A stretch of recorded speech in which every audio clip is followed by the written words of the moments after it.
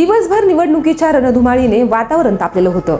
शिंदे गटाची मोठी सभा पार पडली, पण त्यानंतर जे घडलं त्याची संपूर्ण महाराष्ट्रात चर्चा सुरू आहे। अचानक भरारी पथकांनी शहाजी बापूंच्या मुख्य कार्यालयावर आणि त्यांच्या काही निकटवर्तीयांवर धाड टाकली। सत्ताधारी पक्षाच्या नेत्याच्या कार्यालयावर निवडणुकीच्या ऐन धामधुमीत अशी कारवाई होणं ही गोष्ट महाराष्ट्राच्या राजकारणाला हादरवणारी आहे। नेमकं काय काय घडलं हेच आपण या व्हिडिओच्या माध्यमातून जाणून घेऊयात। नमस्कार, मी आरती आणि तुम्ही पाहत आहात पब्लिक कट्टा। राज्यात भाजप आणि शिवसेना शिंदे गट यांची महायुती आहे, मात्र सांगोला नगर परिषद निवडणुकीच्या निमित्ताने हे दोन्ही पक्ष एकमेकांसमोर उभे टाकलेले आहेत। खुद्द पालकमंत्री जयकुमार गोरे यांनी शहाजी बापूंच्या विरोधात आघाडी उभी केली आहे। यामध्ये शेतकरी कामगार पक्षासह अजित पवारांच्या राष्ट्रवादी काँग्रेसलाही सोबत घेण्यात आलं। म्हणजे युतीचा धर्म पाळण्याऐवजी भाजपने थेट शिंदे गटाच्या नेत्याला स्थानिक पातळीवर एकटं पाडण्याचा डाव रचलाय।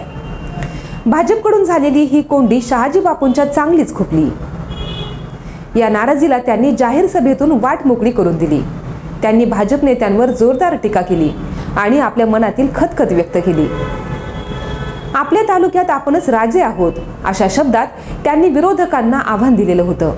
त्यांच्यातील आणि भाजपच्या स्थानिक नेत्यांमधील वाद विकोपाला गेला होता हे आता स्पष्ट दिसू लागलंय। शहाजी बापूंचे सहकार राज्यात सत्तेत आहे। त्यांचे प्रमुख एकनाथ शिंदे हे राज्याचे उपमुख्यमंत्री आहेत, तरीही त्यांच्याच कार्यालयावर छापा पडतो। त्यांचे निकटवर्तीय चौकशीच्या फेऱ्यात अडकतात। यामुळे स्थानिक शिंदे गटाच्या कार्यकर्त्यांमध्ये तीव्र संतापाची भावना आहे। निवडणुकीच्या निमित्ताने जाणीवपूर्वक शहाजी बापूंना लक्ष्य केलं जात आहे असा त्यांचा स्पष्ट आरोप आहे। शहाजी बापू यांच्या कार्यालयावर ही छापेमारी निवडणूक आयोगाच्या भरारी पथकाकडून करण्यात आली। निवडणुकीच्या काळात पैशांचा गैरवापर किंवा मतदारांना आमिष दाखवलं जात आहे का यावर लक्ष ठेवण्यासाठी ही पथक काम करतात। पण सत्ताधारी पक्षाच्या नेत्यांवरच अशी कारवाई होणं यामागे स्थानिक राजकीय सूडबुद्धी आहे की खरंच काही अनियमितता आढळली, याबद्दल आता मोठी चर्चा सुरू आहे। या छापेमारीत नेमकं काय मिळालं?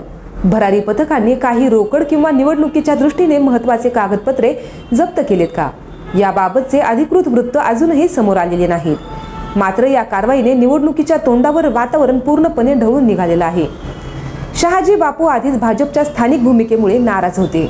आता थेट त्यांच्या कार्यालयावरच कारवाई झाल्यामुळे त्यांच्या नाराजीत आणखीनच भर पडलेली आहे। ही नाराजी ते कोणत्या थरापर्यंत घेऊन जातात याकडे सगळ्यांचं लक्ष लागलंय। ही घटना भाजप आणि शिंदे गटाच्या स्थानिक कार्यकर्त्यांमधील संघर्षाला अधिक तीव्र करू शकते असे संबोधले जाते।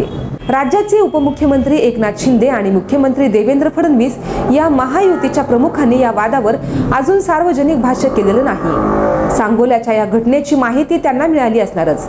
स्थानिक पातळीवरील हा संघर्ष मिटवण्यासाठी ते कोणती भूमिका घेतात आणि शहाजी बापूंच्या नाराजीची ते कशी दखल घेतात हे पाहणे महत्त्वपूर्ण ठरणार आहे। शहाजी बापूंच्या बाजूने असलेले स्थानिक कार्यकर्ते या घटनेमुळे भावनिक झालेले आहेत। त्यांच्या सोबत सत्तेत आहोत, त्यांनीच आम्हाला शत्रू मानलं अशी भावना त्यांच्यात आहे। अनेक जण सोशल मीडियावर या कारवाईचा निषेध करत आहेत आणि आपल्या नेत्याला पाठिंबा दर्शवत आहेत। या भावनात्मक भूमिकेमुळे निवडणुकीत शिंदे गटाला सहानुभूती मिळते की काय अशी चर्चा सुरू आहे। या छापेमारीनंतर शहाजी बापू पाटील आणि त्यांच्या गटाची पुढील रणनीती काय असेल? ते भाजप विरोधातील आपला आक्रमक पवित्रा कायम ठेवतात की वरिष्ठ नेत्यांच्या मध्यस्थीनंतर नरमाई स्वीकारतात?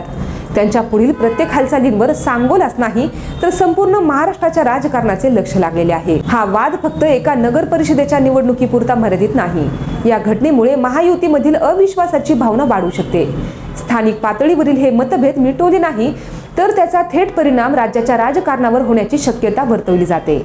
या सगळ्या राजकीय गोंधळात सांगोल्याची जनता काय निर्णय घेते हे सर्वात महत्त्वाचे आहे। भाजपने केलेली कोंडी आणि त्यानंतरची छापेमारीची कारवाई या सगळ्यांवर मतदार कशा प्रकारे प्रतिक्रिया देतात हे मतदानातून स्पष्ट होईल अशी चर्चा सुरू आहे।